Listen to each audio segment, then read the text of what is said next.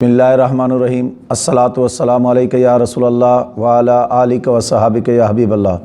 حضرات محترم، میرے آقا صلی اللہ علیہ وسلم رمضان المبارک کے شروع ہونے سے پہلے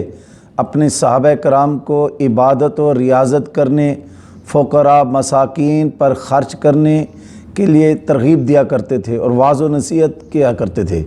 حضرت سلمان فارسی رضی اللہ تعالیٰ عنہ سے روایت ہے کہ حضور صلی اللہ علیہ وسلم رمضان المبارک کے شروع ہونے سے پہلے صحابہ کرام علیہم الرضوان کو اکٹھا کرتے اور کہتے اور انہیں بتاتے کہ رمضان المبارک کیسا مبارک مہینہ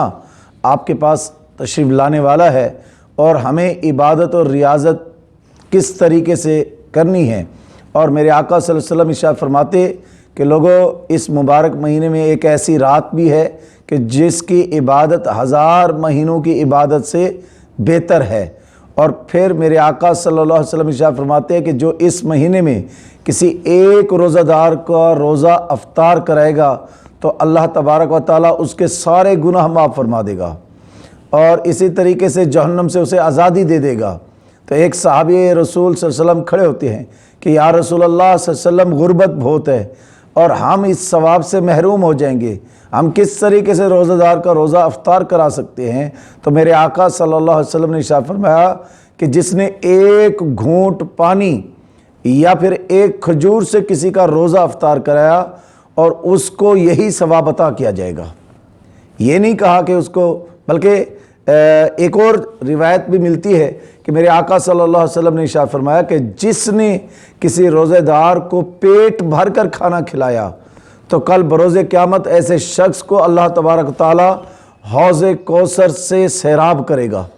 اور اسے جنت عطا کرے گا۔ تو کتنا